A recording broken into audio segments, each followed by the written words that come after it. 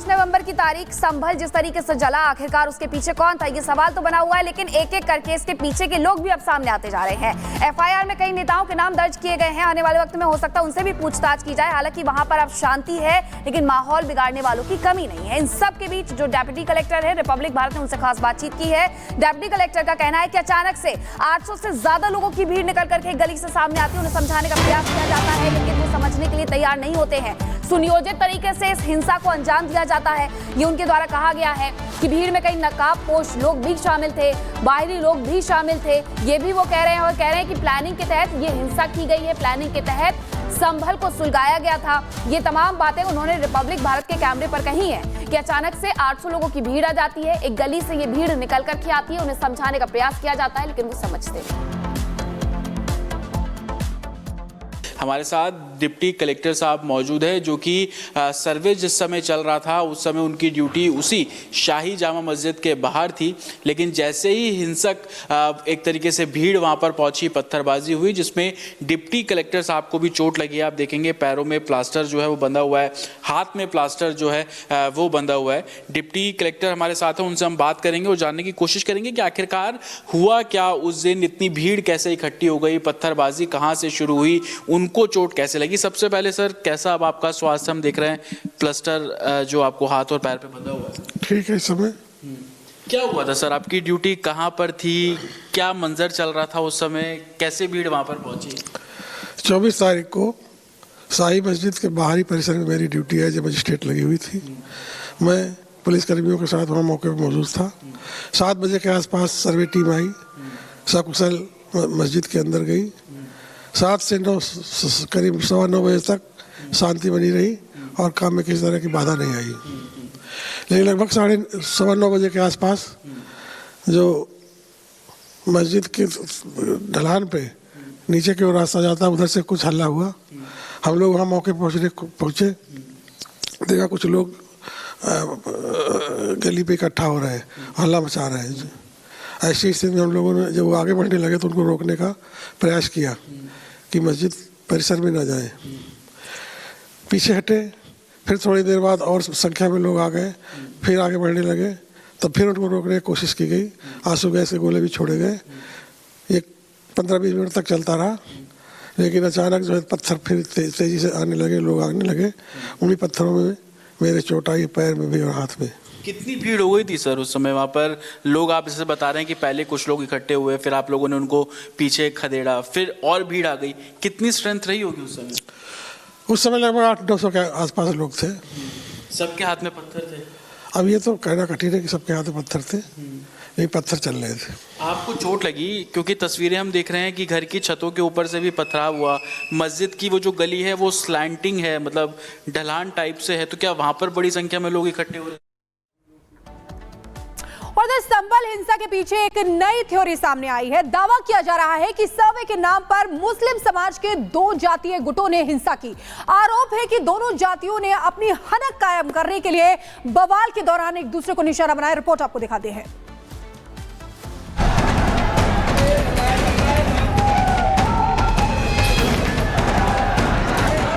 क्या संभल हिंसा 2 नेताओं की आपसी जंग का नतीजा है? क्या मुस्लिम समुदाय के 2 जातियों के बीच वर्चस्व की जंग की वजह से सुलग उठा संभल? क्या विधायक और सांसद समर्थकों ने हिंसा की आड़ में एक दूसरे को निपटाने की रची साजिश? इन सवालों का जवाब फिलहाल किसी के पास नहीं है, लेकिन योगी सरकार के मंत्री ने हिंसा की साजिश के पीछे इस हैरान करने वाली थ्योरी का जिक्र कर नए बहस को जन्म दे दिया है। योगी सरकार के मंत्री नितिन अग्रवाल का दावा है कि मुस्लिम समुदाय की 2 जातियों तुर्क और पठान के बीच वर्चस्व की जंग की वजह से ही संभल में बवाल शुरू हुआ। नितिन अग्रवाल की पूरी थ्योरी आपको बताएंगे, लेकिन उससे पहले आपको संभल की सियासी बिसात और जातीय गणित के बारे में बताते हैं। संभल सीट से सांसद और विधायक दोनों मुस्लिम हैं। सांसद जिया उर रहमान बर्क मुस्लिम तुर्क जाति से आते हैं, जबकि विधायक इकबाल महमूद मुसलमानों की पठान जाति से ताल्लुक रखते हैं। दोनों नेताओं के बीच पर्दे के पीछे सियासी वर्चस्व की लड़ाई चलती रहती है। वर्चस्व की इस जंग में दोनों नेताओं को अपनी जाति का पूरा समर्थन हासिल है। दोनों जातियों के बीच सामाजिक और आर्थिक हनक कायम करने के लिए संघर्ष चलता रहता है। संभल में तुर्कों और पठानों की प्रतिस्पर्धा पुरानी रही है। संभल में इस बार हुई हिंसा इस प्रतिस्पर्धा की लगाई आग का ही उदाहरण है। ये जानकारी पुलिसिया सूत्र दे रहे हैं। दरअसल तुर्कों और पठानों के राजनीतिक नेतृत्व संभल में समाजवादी पार्टी के ही नेता करते हैं, पर इन दोनों के बीच बात बनती नहीं है। और इस बार जब संभल में सर्वे की प्रक्रिया चल रही थी तो अपने राजनीतिक रसूख को दिखाने के लिए ही भीड़ को आह्वान किया गया था, जिसने बाद में हिंसा की तस्वीर अख्तियार कर ली।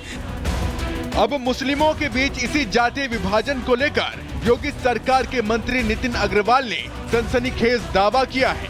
नितिन अग्रवाल ने दावा किया है कि हिंसा पहले से ही सुनियोजित थी और इसके पीछे सपा के दो बड़े नेताओं की सियासी और जातीय जंग है। सोशल मीडिया प्लेटफॉर्म एक्स पर नितिन अग्रवाल ने लिखा है कि संभल की आगजनी और हिंसा वर्चस्व की राजनीति का नतीजा है। तुर्क पठान विवाद ने न केवल शांति भंग की बल्कि आम लोगों की सुरक्षा पर भी सवाल खड़े कर दिए। नितिन अग्रवाल स्टेट के मिनिस्टर हैं, केंद्र के नहीं है। हरदोई के रहने वाले हैं। काय के मंत्री हैं? काय के, आबकारी के, नशे में बात कर रहे होंगे। दावा तो यहाँ तक किया जा रहा है कि सर्वे के खिलाफ विरोध की आड़ में तुर्क और पठान जातियों के लोगों ने एक दूसरे को निशाना बनाया। हिंसा के दौरान मारे गए मुस्लिम लोगों की जाति को जोड़कर भी नितिन अग्रवाल की थ्योरी को मजबूत की जा रही है। आपको बता दें कि पुलिस की एफआईआर में सांसद जियाउर रहमान बर्क और विधायक इकबाल महमूद के बेटे सुहेल इकबाल को आरोपी बनाया गया है। दोनों पर अपने समर्थकों को हिंसा के लिए उकसाने का आरोप है। फिलहाल इस थ्योरी की पुष्टि कोई नहीं कर सकता है, लेकिन मुस्लिमों के बीच जातीय गोलबंदी की चर्चा ने हिंसा की जांच को एक नई दिशा दे दी है। Bureau report, Republic Bharat.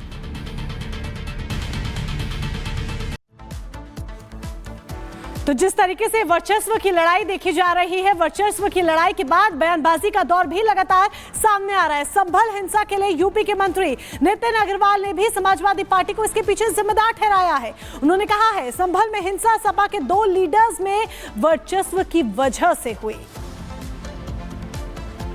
Sir, आपका ट्वीट तमाम संकेत संभल को लेकर कर रहा है, जरा बताइए क्या बात आपकी? नहीं, ये सच्चाई है जो मैंने लिखा है और ये सच्चाई सामने आनी चाहिए। संभल का जो संघर्ष है वो केवल समाजवादी पार्टी के दो पक्षों के बीच का संघर्ष है। सांसद का पक्ष एक तरफ है, विधायक का पक्ष एक तरफ है। दोनों के वर्चस्व की लड़ाई लगातार रही है और लगातार देखने को भी मिलती रही है। केवल वर्चस्व की लड़ाई को मैं अपने आप को साबित करने के लिए कि मैं बड़ा हूं और तुम छोटे हो, उस लड़ाई में दोनों पक्ष आपस में टकराए और दोनों पक्षों ने आपस में पथराव किया। गोलियां चली, वहाँ पर चोटें भी आई हैं। जो एक पक्ष के समर्थक ने गोली चलाई है, दूसरे समर्थक को गोली लगी है। और ये दोनों पक्षों की लड़ाई और वर्चस्व की लड़ाई का नतीजा है कि आज संभल में दंगे जैसे माहौल बने।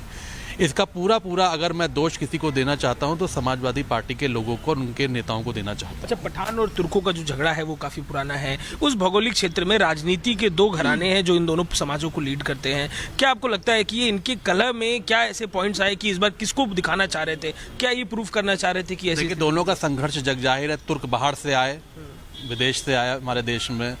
पठान लोगों का अपना एक बैकग्राउंड है। इन दोनों के समुदाय का आपस में जो संघर्ष है वो हमें आज देखने को मिला है और लगातार ये लड़ते भी रहते हैं क्योंकि एक दूसरे की एक्सेप्टेंस लोग एक्सेप्ट नहीं करना चाहते हैं। तो ये जो दो समुदाय आपस में लड़ रहे हैं उसको हमने देखा, लेकिन प्रशासन ने तत्परता से त्वरित कार्रवाई करके वहाँ पे एफआईआर्स कराई हैं और वहाँ पे दंगे को पूरी तरीके से रोकने का काम किया है। अब वहाँ पर राहुल गांधी भी जा रहे हैं, अखिलेश यादव भी जा रहे हैं, सपा का